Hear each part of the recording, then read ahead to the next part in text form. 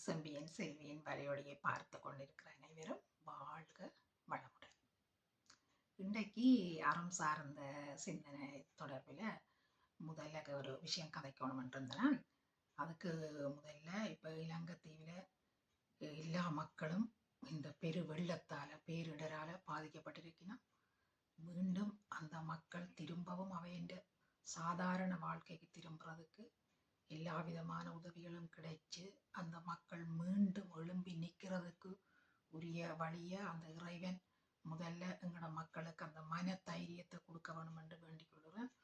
அதே வேளையில் எங்களோட மக்களுக்கு நாங்கள் தேவையான எல்லா உதவிகளையும் பாதிக்கப்படாத மக்களாகவும் அதே வேளையில் புலத்தில் இருக்கிற மக்களும் அந்த மக்களுக்கு உறுதுணையாக இருந்து அவைகள் மீண்டும் எழும்பி நிற்கிறதுக்கு எங்களால் முடிந்த அந்த ஆறுதலை கொடுக்கறதோட என்னென்ன உதவி தேவையோ முடிஞ்ச உதவிகளை எல்லா மக்களும் அவைகளுக்கு இலங்கை முழுவதிலும் பாதிக்கப்பட்ட இலங்கை மக்கள் முழுவதுமாக பாதிக்கப்பட்டிருக்கணும். அவைகளுக்கு எல்லா உதவிகளும் கிடைக்க வேணும். அதுக்கு எங்களால் ஒவ்வொருத்தரும் எங்களால் முடிந்த சின்ன சின்ன உதவிகளையும் செய்து அந்த மக்களுக்கு உறுதுணையாக இருக்கணும் என்று சொல்லி உண்மையில நான் ஆற்றலையே பிரார்த்திக்கிறேன். எங்களோட மக்களுக்கு அந்த உதவிகள் எல்லா மக்களுக்கும் போய் சேர வேணும் என்று சொல்லி உண்மையில பார்க்க மிகவும் வேதனையாக இருந்தது. எங்களோட மக்கள் இவ்வளவு துன்பப்படுகினோம். அந்த இயற்கையின் அனர்த்தத்தை பார்க்கக்குள்ள சரியான வேதனையாக இருக்குது. அதே வேளையில நான் அந்த அனர்த்தங்களுக்கு இல்லை அந்த வலையொலியில் செய்கிறாக்கள் எல்லாம் பார்த்து கொண்டிருந்தோம். நிறைய இடங்களுக்கு அவையில் அந்த தங்கட சில இடங்கள் ஆபத்தான இடங்களாக இருந்தாலும் அந்த மக்களின் எவ்வளவு இடையூறுகள் பேரிடர மக்கள் சந்திக்கணும் எப்படியான உதவிகள் போய் சேருதுன்னு சொல்றதுக்கு அந்த வலையொலி செய்கிறாக்கள் எல்லாம் போய் என்று செய்ததுக்கு உண்மையில அந்த பிள்ளைகளுக்கு வாழ்த்துக்கள் நன்றிகளையும் தெரிவிக்க வேணும். அவை தங்களோட சின்ன விஷயமா இருந்தாலும் அதை செய்திருக்கணும். அது நல்ல ஒரு விடயம். அதே வேளையில அந்த காணொலிகள் நான் நிறைய பார்த்து கொண்டிருந்தேன். அந்த ஒரு மனசுக்கு ஒரு பதட்டமாக இருந்தேன். ஐயோ மக்கள் இப்போ என்ன செய்யணுமோ இது செய்யணுமோன்னு சொன்னதால தொடர்ந்து எல்லா வீடியோகளும் பார்த்து கொண்டு இப்போ எங்களால் என்ன செய்யலும் அந்த பார்த்து கடவுளே எல்லாரும் மக்களும் சுகமாக உயிரோடு இருக்க வேணும், எந்த விதமான ஆபத்துகளும் அவை அணுகக்கூடாதுன்றதில் பார்த்து கொண்டு இருந்தேன்.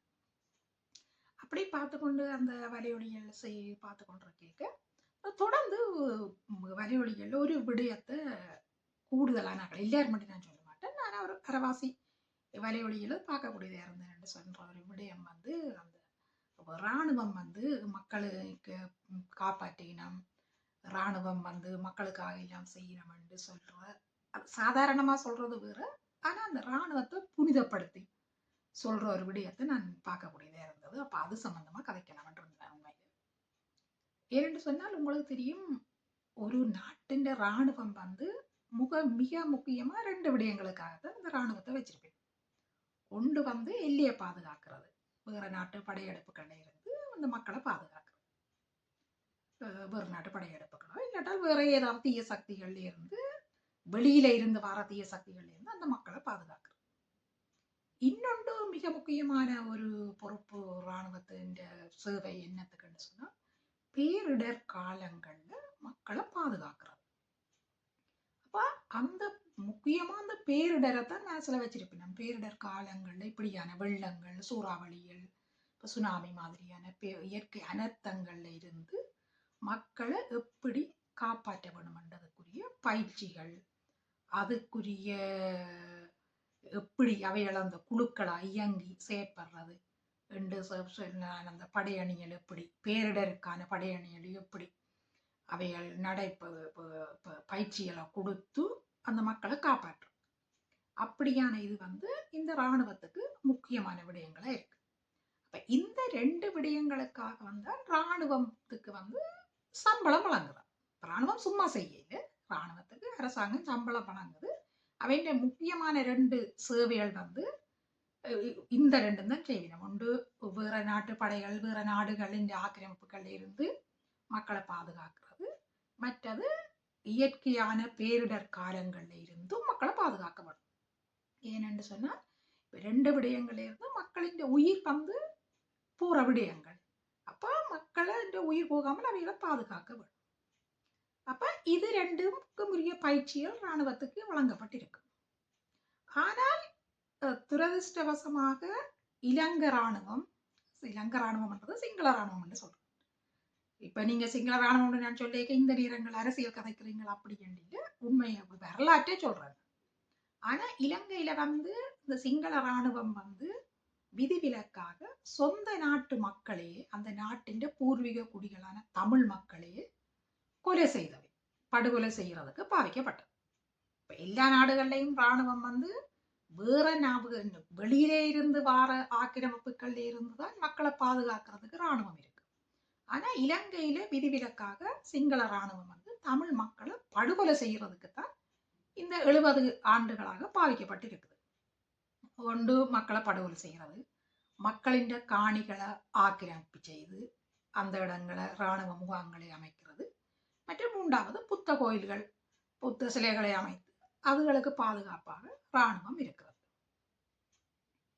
அப்ப நீங்கள் பார்த்தீங்கன்னு சொன்னால் அதிண்ட தாக்கமோ என்னவோ தெரியல, எங்கட தமிழ் வலியொலி செய்கிற கணக்க இளம் பிள்ளைகளுக்கு பொறுத்தளவில் அவைகள் நினைச்சிருக்கினா இராணுவம் என்று சொன்னால் ஒன்று இலங்கை இராணுவத்தை பொறுத்தளவில் ஒன்று இப்போ தமிழ் மக்களை படுகொலை செய்யணும், இல்லாட்டா காணிகளை ஆக்கிரமிப்பு செய்யணும், இல்லாட்டா புத்த கோயிலை நிறுவி அதுக்கு பாதுகாப்பா இருக்கணும். அதுக்கு உதாரணம் நீங்க தையட்டியில பார்க்க.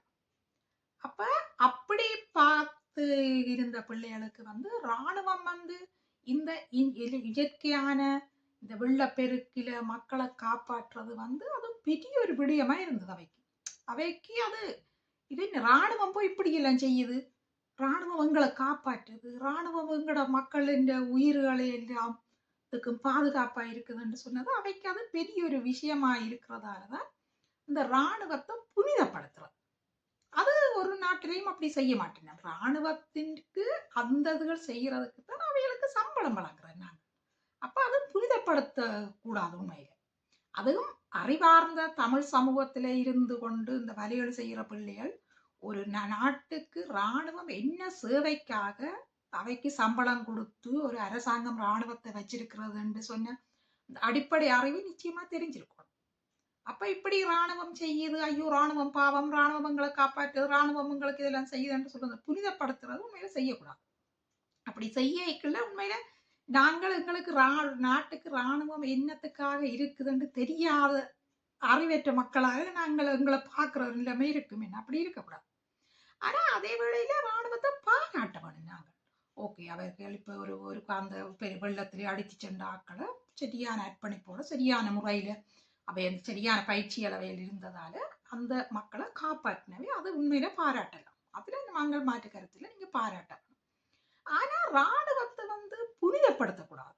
ஏன்னா இதே இராணுவம் தான் இன்றைக்கு உங்களை காப்பாற்ற இதே இராணுவம் தான் இவ்வளவு 2009 முதல் என்ன செய்தது, 2009 என்ன செய்தது, 1.5 லட்சம் மக்களை பசியோட பட்டினியோட பதைக்க பங்கரக்குள்ள இருந்த ஆக்களை அப்படியே படுகொலை செய்து 1.5 லட்சம் மக்களை படுகொலை செய்தது இந்த இராணுவம் தான். அப்ப நாங்கள் இப்ப இயற்கை அனர்த்தத்தில இராணுவம் தன் சேவையை செய்யறதுக்காக அவைய புனிதராக்குறது என்று சொல்றது அப்படி செய்யக்கூடாது. அதால அந்த உண்மையிலே அந்த வலியொலி செய்து அந்த இராணுவத்தை அந்த புகழ்ந்த ஐயோ இராணுவம் இப்படி செய்யுது, இராணுவம் அது செய்யுது, அது சொன்னால் பட்டும் பரவாயில்லை, அரசியல்வாதிகள் சும்மா இருக்கணும் என்று சொல்லி சொன்னது என்று சொன்னது உண்மையில அப்படி சொல்லக்கூடாது. அரசியல்வாதிகள் பிழை செய்தால் அரசியல்வாதிகள் அவை என்ன செயல்பாடு அவை செய்ய வேணுமோ அந்த செயற்பாடை அவை செய்யாமல் இருக்க நாங்கள் விமர்சிக்க வேணும், அவைகளை சொல்லணும். ஆனால் வெள்ளப்பெருக்கில இராணுவம் காப்பாற்றுது அரசியல்வாதிகள் வீட்டு இருக்கணும் என்று சொல்றது அப்படி சொல்லல. அதன் அரசியல்வாதிகள் அவை அதுக்குரிய பயிற்சி எடுக்க இல்லை, அவைகள் அதை செய்யல.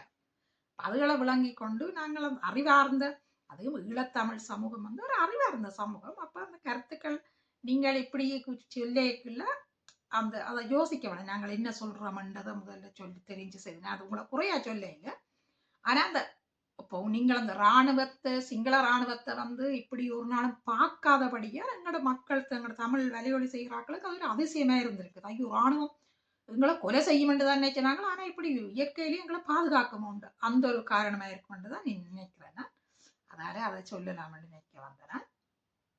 இன்னொரு விடயத்தையும் நான் கதைக்கலாம் இருந்தேன். என்னன்னு சொன்னால் இப்ப உங்களுக்கு தெரியும் இலங்கை முழுவதும் அதுல முக்கியமாக வடக்கு கிழக்குல படுமோசமாக தண்ணி வந்து பயிர்கள் எல்லாம் அழிக்கப்பட்டு கால்நடைகள் எல்லாம் அழிக்கப்பட்டு மக்களின் அந்த வாழ்வாதாரம் முற்று முழுதாக அழிந்து போய் என்ன செய்யறன்னு தெரியாமல் எங்களோட மக்கள் இருக்கிறோம். இந்த நேரங்கள்லயாவது இராணுவத்தட்ட இருக்கிற அந்த நிலங்கள், அந்த வலிகாம பகுதிகளெல்லாம் வளமான நிலங்கள் இருக்கு. அந்த வளமான நிலங்களை இராணுவத்திட்ட இருந்து ஜனாதிபதி அனுர திசாநாயக்கா மீண்டும் இந்த தமிழ் மக்கள்கிட்ட இந்த காணிகளை கொடுக்க சொல்லி அரசியல்வாதிகள் சிவில் அமைப்புகள் எல்லாம் நீங்கள் ஒரு கோரிக்கை வைக்க வேணும். ஏனென்று சொன்னால் மிகவும் பாதிக்கப்பட்டிருக்கிற மக்கள் இனியாவது அந்த நிலங்கள்ல பயிர் செய்யறதுக்குரிய அந்த அனுமதியை ஜனாதிபதி கொடுக்க வேணும். அதே வேளையில இராணுவம் பல பண்ணைகளை அமைச்சு அவைகள் வந்து விவசாயம் செய்யணும். அந்த நிலங்களை எல்லாம் அந்த மக்களுக்கு மீண்டும் கொடுக்கறதுக்கு ஒரு கோரிக்கையாக இந்த நேரத்துல வைக்க வேணும். ஏனென்றால் எங்களோட மக்கள் பாதிக்கப்பட்டு என்ன செய்யறன்னு தெரியாம இருக்கணும். அப்ப அவைகளுக்கு அந்த நல்ல வளமான நிலங்கள் கிடைச்சால் இன்னும் 2-3 மாசத்துக்கு பிறகு அவைகள் மீண்டும் அந்த நிலங்கள்ல கூட பயிர் செய்து பழைய நிலைமைக்கு திரும்பி ஓரளவுக்காவது எழுந்து நிற்கக்கூடிய நிலைமையில அவைகள் வருவினம். அது மட்டும் இல்லாமல் அந்த ஒரு 10க்கு மேற்பட்ட அரசியல் கைதிகள் எல்லாம் இருக்கிறார். அவைகளை கூட இந்த இப்படி பேரிடர் காலத்துல அதையும் செய்ய சொல்லி கேட்கிறான் ஜனாதிபதியை. அதுல முக்கியமா அந்த கிளிநொச்சியிலே அந்த ஆனந்த சுதாகரன் அந்த பிள்ளைகள் வந்து யாருமே இல்லாமல் அனாதைகளாயிருக்கிறார். அப்ப அந்த அவர் உட்பட மற்றும் அந்த 10க்கு மேற்பட்ட கைதிகளை விட சொல்லி கூட நீங்கள் கேட்கலாம். இந்த நேரங்களில் அரசியல் கதைக்கலாம் உண்டு சொல்ற ஆக்கள் பொறுத்தளவு நான் சொல்றேன்னு சொன்னா, இது அரசியலுக்கு அப்பால ஒரு மக்கள் கூட்டத்துக்கு செய்ய வேண்டிய ஒரு என்னன்னு சொல்றது, இவ்வளவு பாதிப்புகளுக்குள்ளாட்ட மக்களுக்கு ஒரு சின்ன ஒரு சலுகையாக கூட ஜனாதிபதி இதை செய்ய வேணும். அந்த கைதிகளை விடுதலை செய்தவர் குடும்பங்களோட சேர வைக்க வேணும். இரண்டால் மிக மனவேதனையால பாதிக்கப்பட்டிருக்கிறோம் எல்லா மக்களும். அதே போல அந்த காணிகள், இராணுவத்தின் வடக்கு கிழக்கில இராணுவம் வச்சிருக்கிற காணிகளை அந்த மக்கள்கிட்ட கொடுத்து அவைகள் மீண்டும் அந்த நிலங்கள்ல விவசாயங்களை செய்து மீண்டும் ஒரு நிலைக்கு வாரதுக்கு உதவி செய்ய சொல்லி கேட்க வேணும். மற்றது பின்னறியத்தை உங்களுக்கு தெரியும், வடக்கு கிழக்கில நிறைய பண்ணைகளை இராணுவம் செய்து விவசாய பண்ணைகள். அந்த பண்ணைகள்ல இருந்து எல்லாம் இராணுவம் வெளியேறி அந்த பண்ணைகளை மக்கள் மீண்டும் செய்து அவைகள் மீண்டும் எழும்பி பலமான நிலைமையில பொருளாதார அடிப்படையில பலமான நிலைமையில இருக்கிறதுக்கு அந்த காணிகளை விடுவிக்க சொல்லி உண்மையில அந்த தமிழ் சிவில் அமைப்புகள், தமிழ் பாராளுமன்ற உறுப்பினர்கள் எல்லாரும் இதை கேட்க வேணும் ஜனாதிபதியிட்ட.